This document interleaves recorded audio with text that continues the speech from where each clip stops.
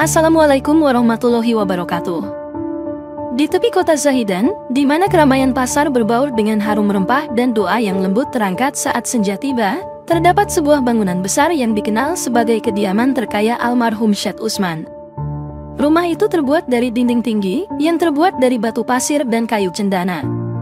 Di dalamnya tinggal Syahwiyah, seorang janda muda yang kehilangan suaminya dalam suatu tragedi yang tak terduga, merenggut nyawa Syed Usman pada puncak kesuksesan bisnisnya. Dia mewarisi kekayaan yang melimpah, sebuah warisan yang memungkinkannya hidup tanpa harus bersusah payah mencari nafkah. Namun, warisan itu juga datang dengan syarat, jika dia memilih untuk menikah lagi, dia hanya akan menerima seperempat dari kekayaan tersebut, sedangkan sisanya akan dibagi kepada keponakan-keponakan Syed dan anak-anak yatim piatu di kota Zahidan. Di dalam rumah yang besar itu, Syahwiyah menjalani hari-harinya dalam kesunyian, menyembunyikan kecantikannya yang masih bersinar di balik dinding-dinding tinggi. Dia berzikir dan beribadah, mencari kedamaian yang semakin menjauh darinya, seiring dengan gangguan-gangguan aneh namun nikmat yang mengganggu tidurnya.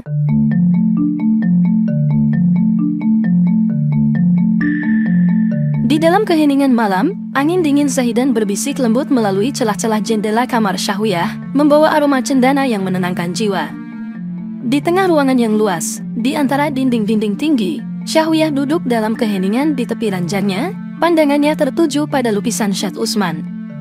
Cahaya dari lilin-lilin menciptakan bayangan-bayangan yang hidup di wajah potret itu, seakan-akan menghidupkannya sekali lagi.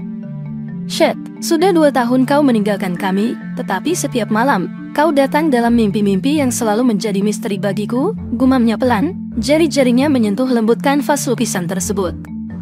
Syahwiyah, waktu tidak pernah mengubah apa yang kita miliki. Kenangan itu abadi, seharusnya kau tidak terlalu bersedih, jawab bayangan suaminya dalam lamunannya. Syahwiyah tersenyum pahit, kenangan, ya, kenangan itulah yang kini menjebat pikiranku Syed. Apakah aku akan terus terperangkap di dalamnya? Tiba-tiba, pintu kamar berderit pelan dan membuatnya terkejut. Pintu itu terbuka, dan di dalamnya terlihat siluet Umi Zahra, pembantu yang telah menjadi anggota keluarga sejak masa kanak-kanak Syed Usman. Mohon maaf mengganggu Nyonya Syahwiyah, tapi sudah larut malam, Anda harus beristirahat, kata Umi Zahra dengan suara yang penuh kelembutan dan perhatian. Syahwiyah mengambil nafas dalam-dalam, menundukkan kepala, dan berusaha tersenyum. Terima kasih Umi, aku akan tidur sebentar lagi. Aku hanya butuh sedikit waktu lagi bersama kenangannya. Umi Zahra mendekat, duduk di samping Syahwiyah, dan meraih tangannya yang mulai terasa dingin. Kenangan itu akan selalu ada, tetapi Nyonya juga harus menjaga diri. Kesehatan Nyonya adalah doa bagi kami semua, almarhum pasti tidak ingin melihat Nyonya seperti ini. Syahwiyah mengangguk, namun matanya masih tertuju pada lukisan. Tapi setiap kali aku memejamkan mata, aku merasa seperti ada yang hilang Umi. Seperti ada bagian dari diriku yang tidak kembali saat aku terbangun. Kehilangan adalah bagian dari cinta Nyonya, Umi Zahra mencium kening Syahwiyah dengan penuh kasih sayang. Dan mimpi adalah cara hati kita berbicara, mungkin ada sesuatu yang hati Nyonya ingin sampaikan. Mungkin juga, ini saatnya untuk melangkah ke lembaran baru. Syahwiyah menggigil, merasakan kebenaran dalam kata-kata Umi Zahra, namun juga merasa takut. Lembaran baru berarti melepaskan, dan dia belum siap. Belum siap melepaskan Syed, dan belum siap melepaskan janji yang telah dia ucapkan di depan kuburan suaminya. Untuk saat ini, biarkan aku tetap berada di antara kenangan dan kenyataan Umi, bisik Syahwiyah, suaranya menggantung lemah di udara yang semakin dingin. Umi Zahra hanya mengangguk, berdiri, dan menutup pintu dengan lembut, meninggalkan Syahwiyah dengan cahaya gemerlap lilin, potret suami yang tersenyum, dan hati yang terasa berat oleh mimpi-mimpi yang masih belum terpecahkan. Saat fajar perlahan muncul di langit dan azan subuh memecah kesunyian Zahidan, Syahwiyah bangkit dari ranjangnya dengan perasaan tubuhnya yang terasa berat, jauh dari segar setelah tidur. Malam itu, mimpi yang sama datang lagi. Seekor ular besar melilit tubuhnya, tapi setiap kali ia mencoba melihat wajah ular tersebut, makhluk itu menghilang dalam kabut. Setelah berwudu, dia menyebarkan sajadahnya dan memulai sholat subuh dengan khusyuk, berusaha mencari ketenangan yang telah lama terhindar darinya. Namun di tengah doanya, rasa gatal tiba-tiba muncul di area tubuhnya yang sensitif, mengganggu konsentrasinya. Dia mencoba mengabaikannya, tetapi gatal itu semakin mengganggu, seolah-olah ada sesuatu yang merayap di bawah kulitnya. Syahwiyah menyelesaikan sholatnya dengan kesulitan, kemudian duduk di atas sajadah, mencoba mengingat kembali mimpi yang terus menghantuinya. Dia berdoa dalam hati memohon pencerahan, "Ya Allah, berilah aku kekuatan untuk menghadapi ujian ini." Umi Zahra yang sudah bangun dan memulai pekerjaannya, mendengar rintihan Syahwiyah dari dapur dan segera datang. "Apa yang terjadi, Nyonya? Apakah Anda tidak merasa baik?" tanya Umi Zahra dengan nada khawatir. Syahwiyah menggeleng, "Tidak Umi, hanya rasa gatal yang muncul tiba-tiba di sini." Namun Umi Zahra tidak yakin, "Ini tidak normal Nyonya, Anda harus pergi ke seorang tabib, ada sesuatu yang tidak beres." Syahwiyah menatap Umi Zahra, matanya mengungkapkan lebih banyak daripada kata-katanya. Ketika Syahwiyah menuju rumah seorang tabib terkemuka di Zahidan, dia tidak bisa mengusir kegelisahannya. Rasa gatal itu terasa seperti sebuah peringatan, tanda yang tak bisa dia pahami. Sampai di rumah tabib, dia disambut dengan ramah. Tabib itu adalah seorang pria parubaya dengan mata tajam dan tangan yang lembut. "Syahwiyah, anakku, saya mendengar tentang kegelisahan Anda. Ayo, ceritakan apa yang sebenarnya terjadi," kata tabib dengan suara yang menenangkan. Dengan ragu, Syahwiyah menceritakan semua yang telah terjadi, mulai dari mimpi hingga rasa gatal yang mengganggu. Tabib mendengarkan dengan sabar, sesekali mengangguk, seolah-olah memahami lebih dari apa yang dikatakan Syahwiyah. "Sudah berapa lama ini terjadi?" tanya tabib, matanya tak pernah meninggalkan wajah Syahwiyah. "Sejak 2 tahun lalu, setelah suamiku meninggal," jawabnya dengan suara tercekat oleh kenangan. Tabib memegang tangan Syahwiyah, "Anda harus kuat Syahwiyah. Ada hal-hal yang terkadang melampaui pengetahuan kita. Saya akan memberi Anda obat untuk mengatasi rasa gatal, tapi ingat, ada penyakit yang berasal dari luar, dan ada pula yang berasal dari dalam, dari jiwa kita sendiri." Syahwiyah mengangguk, menerima obat yang diberikan tabib dengan rasa syukur. "Terima kasih, saya akan mencoba ini. Saya hanya ingin mendapatkan sedikit kedamaian seperti dulu," ucap Syahwiyah, berharap obat tersebut bisa memberinya sedikit ketenangan yang telah lama ia rindukan. 3 tahun telah berlalu, sejak Syahwiyah pertama kali merasakan gatal misterius yang tak kunjung hilang. Obat dari tabib hanya memberikan sedikit bantuan sementara. Mimpi-mimpi tentang ular semakin sering dan intens, mengganggu dan meresahkan.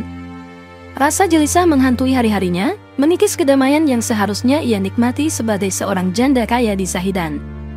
Pagi itu, di bawah langit yang cerah, Syahwiyah duduk di beranda belakang rumahnya, melihat burung merpati yang riang bermain. Namun, hatinya tidak secerah pemandangan yang dia saksikan. "Umi, saya akan mencoba tabib lain hari ini," kata Syahwiyah kepada Umi Zahra. Umi Zahra menoleh, wajahnya penuh kekhawatiran, "Apakah ini keputusan yang bijak Nyonya?" Syahwiyah menarik nafas panjang, "Saya tidak bisa hanya diam Umi, saya harus mencari jawaban, saya harus mencoba segala sesuatu." Dengan harapan yang semakin pudar, Syahwiyah pergi mencari bantuan dari tabib lain yang dianggap lebih ahli. Namun, hasilnya tetap nihil. Ramuan dan mantra yang diberikan hanya membawa kekecewaan yang semakin dalam. Memasuki tahun keempat, situasinya semakin tidak terduga. Rasa gatal itu berubah menjadi sensasi yang aneh dan tak dapat dijelaskan. Pada saat-saat yang tak terduga, Syahwiyah merasakan ada sesuatu yang bergerak di bawah pusar, seolah ada kehidupan yang berdenyut di dalam dirinya. Getaran tersebut kadang-kadang menjalar ke dadanya, membuat jantungnya berdebar kencang dan tak terkendali. Di bawah langit malam yang penuh bintang, Syahwiyah kembali berdiri di balkon kamarnya, merenungi keadaan yang terus membingungkannya. "Mengapa ini terus terjadi? Apa yang salah dengan diriku?" bisiknya ke angkasa, seolah berharap bintang-bintang akan memberikan jawaban. Pada malam Jumat yang seharusnya menjadi peringatan pernikahan kelima mereka, Syahwiyah terlelap dengan kelelahan yang tak pernah menghilang, dan ia tenggelam dalam mimpi yang terasa lebih nyata daripada kenyataan itu sendiri. Dalam mimpi itu, Syahwiyah terbangun di atas ranjangnya, dengan Syed Usman berbaring di sampingnya, tersenyum dengan lembut. Tawa kecil mereka memenuhi ruangan, dan mata Syed bercahaya dengan kasih yang selalu membuat hati Syahwiyah meleleh. "Syed," bisik Syahwiyah, "takut bahwa ini hanya ilusi yang akan hancur jika disentuh." "Jangan takut, aku di sini bersamamu," suara Syed begitu akrab, menggetarkan setiap serat hati Syahwiyah. Mereka berdua tenggelam dalam dekapan satu sama lain. Cinta yang telah mereka rindukan begitu lama, kini hadir kembali dalam kenikmatan dalam pergumulan penuh nafsu. Aroma tubuh Syed Usman, campuran cendana dan kehangatan kulitnya, membuat Syahwiyah lupa akan kenyataan bahwa ini hanyalah sebuah mimpi.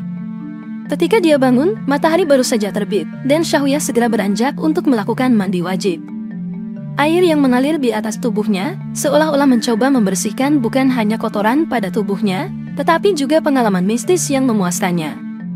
Mimpi itu terlalu nyata, seperti dulu, seperti ketika Shed masih ada, gumamnya sendiri, menggigil bukan karena dingin, tetapi karena intensitas perasaan yang masih menghantui. Namun, mimpi itu tidak berhenti.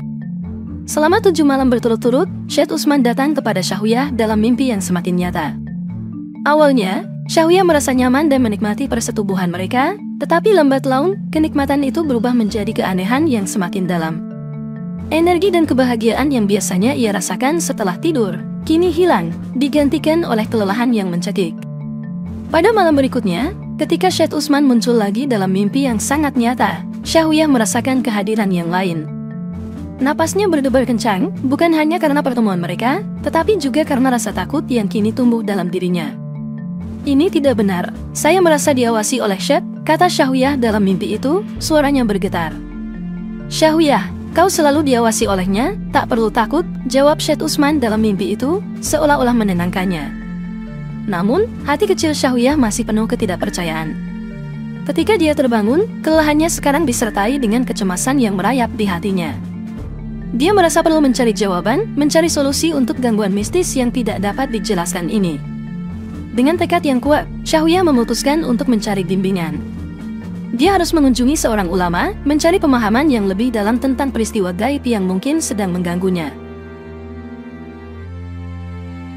Sinar matahari telah tinggi di langit ketika Syahwiyah meninggalkan rumahnya yang sepi dan memasuki pasar ramai kota Zahidan.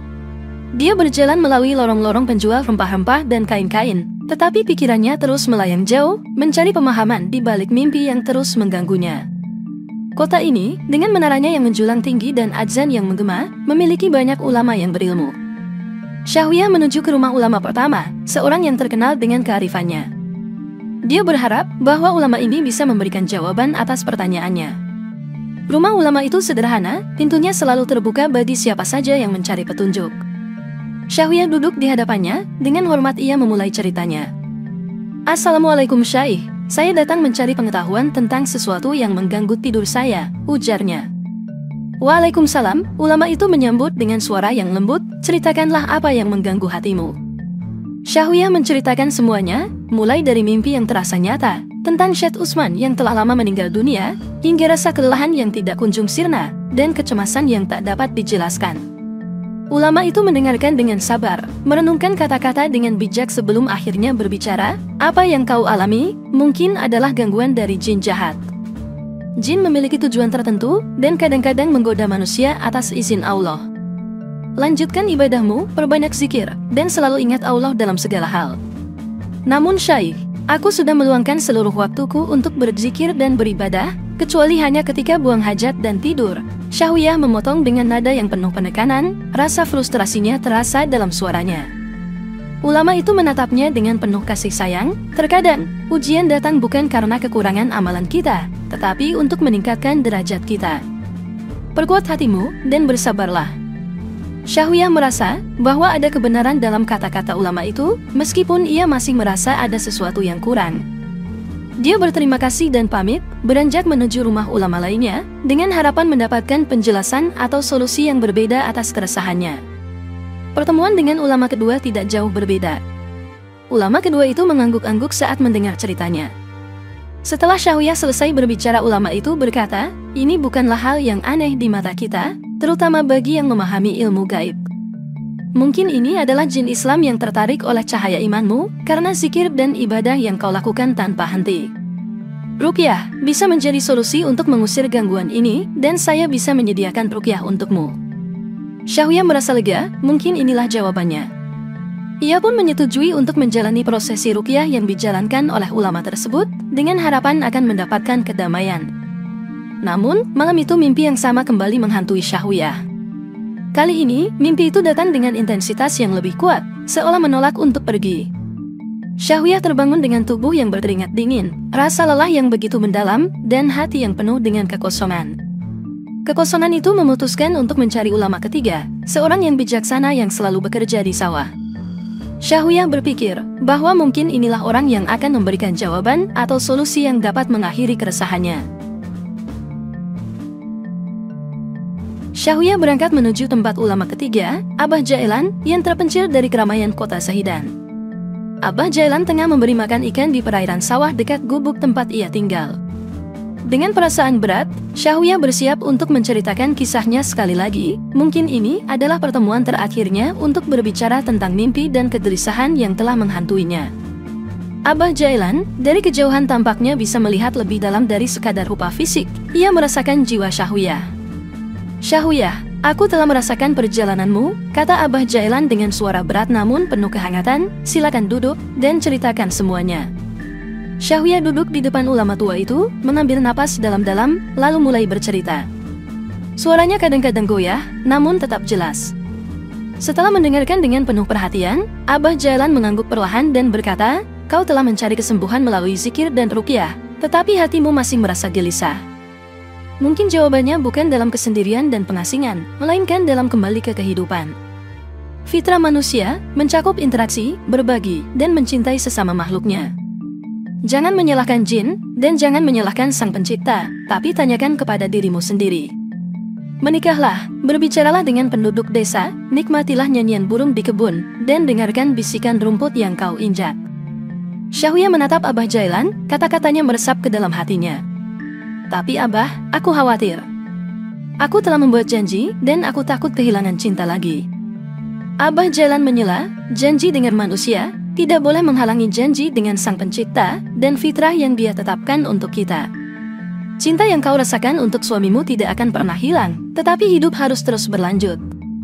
Mungkin saatnya untuk membuka hati lagi, untuk memberikan cintamu yang selama ini kau simpan hanya untuk suamimu kepada orang lain yang membutuhkannya." "Tapi Abah, maksudku," kata Syahwiyah dengan suara bergetar, Aku dihadapkan pada keputusan yang sulit. Maksudku, dengan menikah lagi, aku akan kehilangan sebagian besar warisan suamiku, dan aku tidak tahu apakah aku siap untuk itu." Abah Jailan membuka matanya, memandang Syahwiyah dengan tatapan yang lembut namun penuh kekuatan. "Wahai Syahwiyah, harta di dunia ini adalah sesuatu yang sementara, tetapi ketenangan hati dan kebahagiaan jiwa adalah kekayaan yang sejati.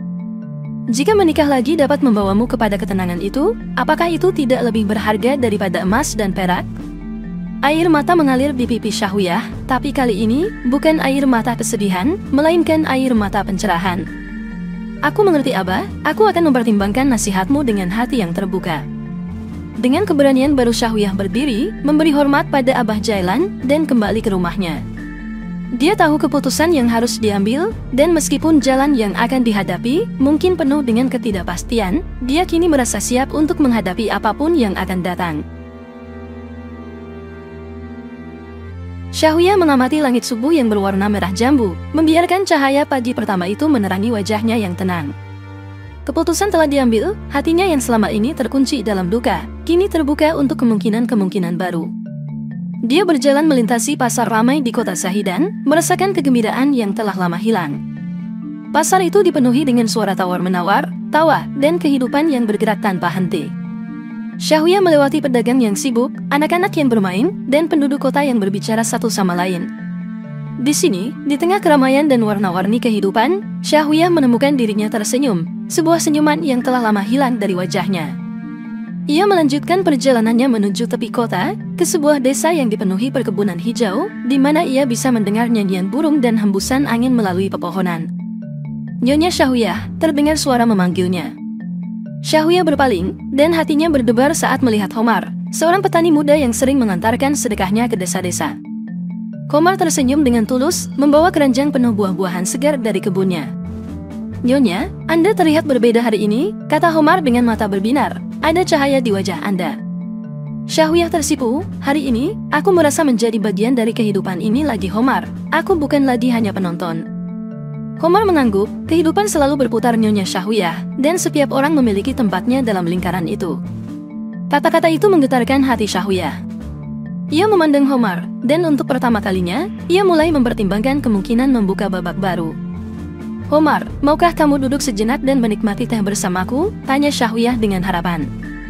"Tentu saja Nyonya," jawab Homar, dan keduanya pun tersenyum. Di bawah pohon rindang di tepi desa, Syahwiyah dan Homar berbagi cerita dan tawa.